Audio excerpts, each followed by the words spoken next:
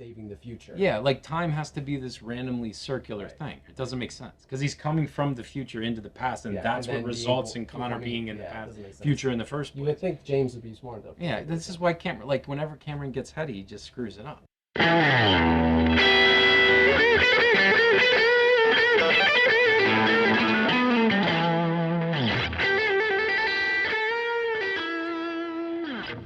Hey, what's up, film friends? I'm Nick Furman. This is Furman On Film. If you missed part 1 from last week, we'll leave a link to that video above and in the description. Before we begin, we publish new content each week, so be sure to subscribe to our channel to be notified about our latest video. The reason we undertook this whole process of ranking James Cameron in the first place is because next month, December 16th, Avatar: The Way of Water will be dropping in theaters everywhere. So in preparation for his 9th film, we ranked his top 8 features that are already in existence. Last week, we took care of numbers 5 through 8, and today, we're going to tackle the final 4. But before we do so, guys, I gotta be honest. Confession to make. This was an agonizing, painful, horrible process for me. I flipped between my numbers 4 and 3 at least 7 times. And my number 2 and 1, forget about it. But the show must go on. We've got to get this ready, and we've got 4 great pictures to review together. Without further ado, the films of James Cameron ranked, part 2.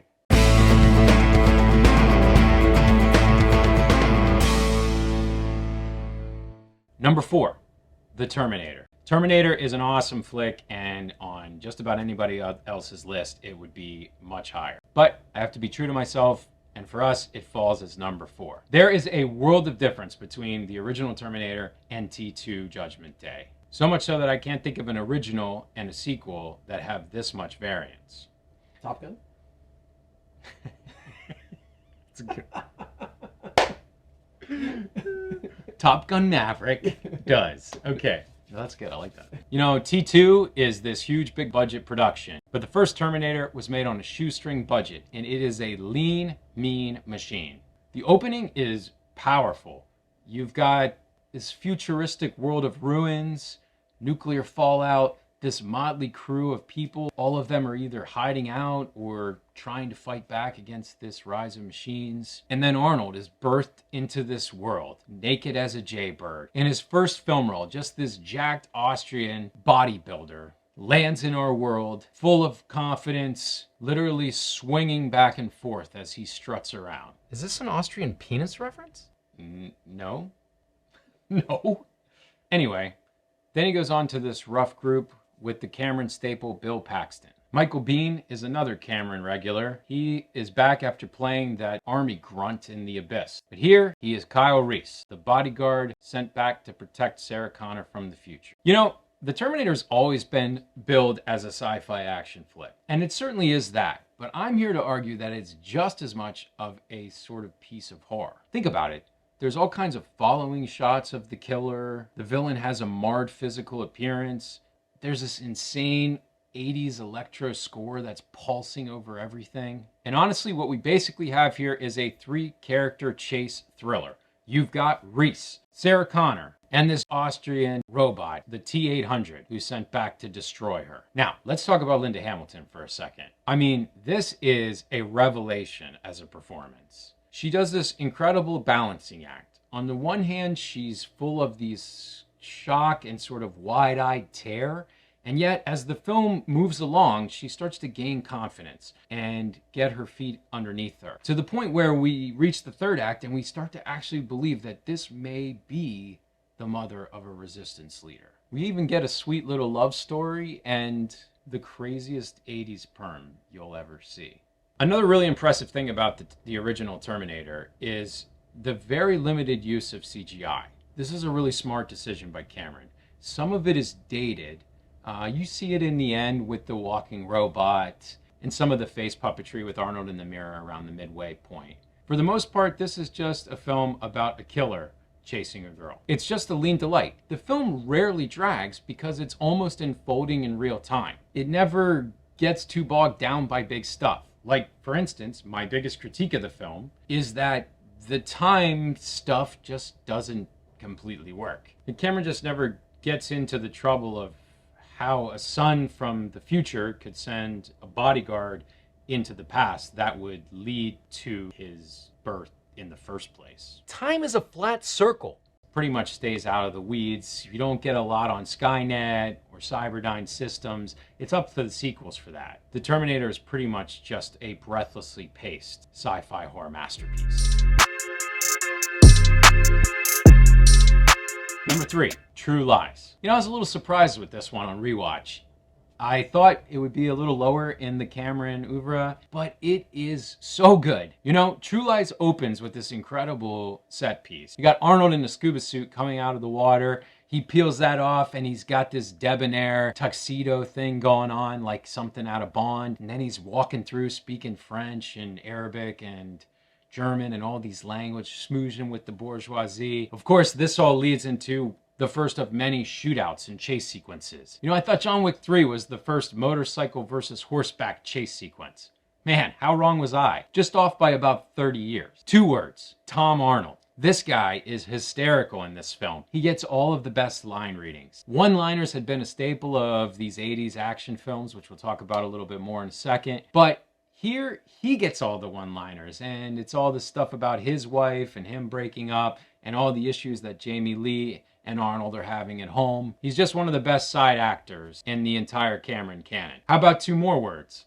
Bill Paxton. Here he plays this slimy, sleazy, skeevy, honestly, car salesman, but he moonlights as a con man who tries to get women to sleep with him. Another great bit player in the Cameron canon. Oh, remember when Tia Carrere just used to randomly show up in 90s films? If you're like me, you're a fan of a lot of 80s action films that starred guys like Sly and Arnold and Van Damme. I think I hurt my leg kicking pots and pans after watching Bloodsport or Kickboxer. Anyway, what's cool about Cameron here is he takes those things and he just basically updates them into the 90s with better tech and bigger budgets and explosions. So you get this scene near the end where there's a big battle and it's like right out of Commando, except now Arnold has a flamethrower. And this is just at the period when these action films are starting to become self-aware at how absurd they are. So they start getting a little more meta. So now we get the line of Jamie Lee saying, "I married Rambo." There's just so many iconic images. You've got the machine gun tumbling down the stairs, or the helicopter rescue. Set pieces galore, girl fights in limos. And who can forget the scene with Jamie Lee and Arnold and the tape recorder? That caused some kind of awakening as a prepubescent male when I saw it for the first time. Practical effects are also incredible. Avengers heads and Russo brothers fans, you could learn a lot from James Cameron and how he put all of this together. Now my only dig on this film is it may be about 20 minutes too long, but when you're having this much fun, who cares? Number 2, you guys ready for a fake out? You thought because I had this shirt on that Terminator 2 was gonna be number 1? Au contraire, my friends. Number 2, Terminator 2 Judgment Day is the bigger budget one. It's epic. It belongs to an era of 90s films that have massive scale, huge explosion, impressive body counts. So why would I recommend this one so much? Well, this is the film that does delve into Cyberdyne systems and Skynet and this entire bigger world of the apocalypse built around the machines taking over. Maybe the biggest reason that I really love Terminator 2 Judgment Day is just all of the iconic scenes. The motorcycle chase through the valley there, and then this gigantic 18-wheeler, the back and forth with that scene is simply iconic. Remember that little permed girl from the 1984 classic? Well, now she's back, and she's a royal badass. She wears a tank, and she brings out the gun show in her mental institution where she's being housed. Oh, and who can forget? T-1000? Liquid metal? Do you guys remember how you felt when you saw that for the first time?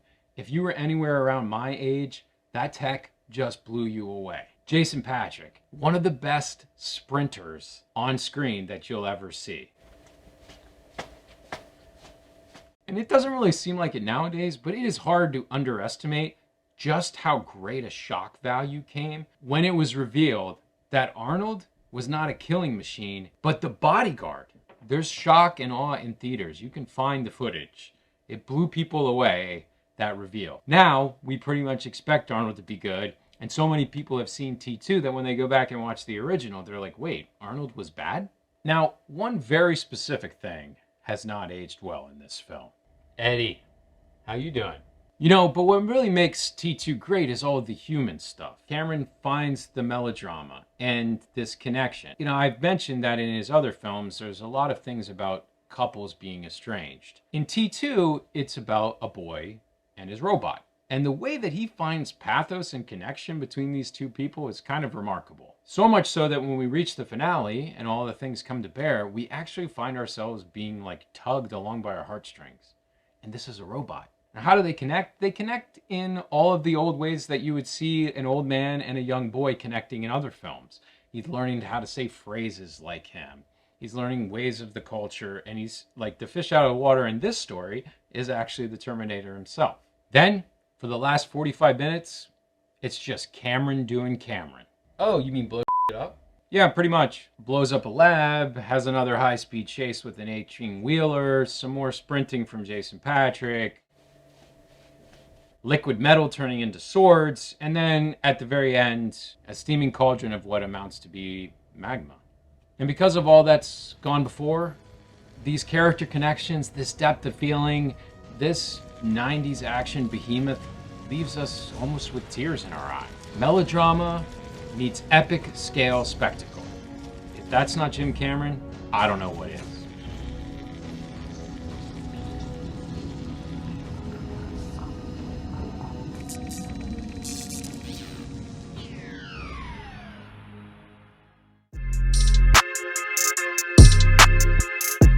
Number 1, Aliens. Aliens is about as impressive a coming out party as you'll ever find. After the modest success of the exploitation thriller The Terminator, Aliens vaulted him into the stratosphere. Probably the single most impressive feature of Aliens, in my opinion, is this brilliant mashup of genres. Now, the official party line is that the original Alien is kind of a sci-fi horror masterpiece, and the second piece, Aliens, the Cameron film, is a sci-fi action vehicle. But I'm here to argue that Aliens actually reconstitutes the war drama. Now, I get it. It's a little different than films like Patton or All Quiet on the Western Front. But it has many of the same elements. But the setups and stakes are the same. I mean, you have two camps of people. You have this group of tough, hot-headed Marines and these jaw-distending, slimy xenomorphs. We have a siege of the enemy's camp. About an hour in, we have acts of heroism and valor on the battlefield, counterstrikes, and much more. It's a sci-fi action war hybrid, and there's very few films like it. One of the strengths of the sequel is that it extends the reach of the drama while heightening the stakes of its heroine. We haven't talked about Ellen Ripley yet. Sigourney Weaver as Ellen Ripley, one of the greatest action film characters, period. There's more dimensionality to Ripley's character this time around, and that is introduced to us through the character of Newt. Remember last week when I said that Cameron loves to introduce these idiosyncratic characters? Well, Newt's a stowaway, a girl that had been left behind on this base. And Cameron moves the plot forward by creating this incredible battle of mothers. There's a lot of debate as to which of the first two Alien films is the better one. But if the second one is the better one, and I'm not saying it is absolutely unequivocally because of the last 75 minutes of the film. Here it turns into all-out interplanetary warring. And this leads to a culminating scene where we find one mother, or a surrogate mother, Ellen Ripley, in the case of Newt, with another mother, the xenomorph, in a layer full of eggs. And Ripley's there, and she's got Newt on one arm and a giant flamethrower on the other. It's one of the most iconic scenes in history and one of my very favorite. The film proceeds with jump scares and explosions and cutting-edge special effects and all this clever little Marine dialogue snippets and grunts along the way. I love how Cameron gets subversive here as well with the character of the android in this film, Bishop, played by Lance Henriksen, who's a staple in so many of his films, and his ex-wife Catherine Bigelow's, while we're at it, versus Ian Holmes' Ash in the original. And the playing of the tension of who's good and who's bad and whether one's going to help or hurt the situation. But all of this ends with a final battle of wills, mother versus mother. Ripley on a power loader against the Queen Bee, the Queen Alien, the Xenomorph in all of her glory. Best boxing match of all time. One of the best finales I've ever seen, stands the test of time, and it is completely devastatingly awesome in every regard. The scene with the eggs is the shot of the film. This final battle with Ripley and the power loader, through the redemption of Bishop's character arc into the denouement, it's just all-time great sci-fi action filmmaking. In the end, Ridley Scott's original is a piece of masterful film craftsmanship. But with the sequel, James Cameron shelled out the dough, turned out the violence and tech and special effects up to 11, and gave us an unforgettable ending. It's simply one of the greatest sequels of all time.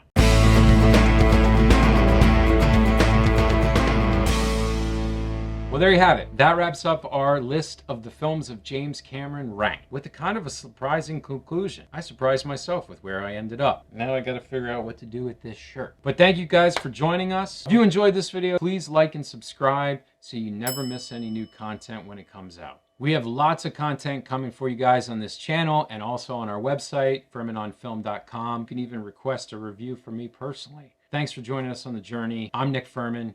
This is Furman on Film. Stay firm, my friends.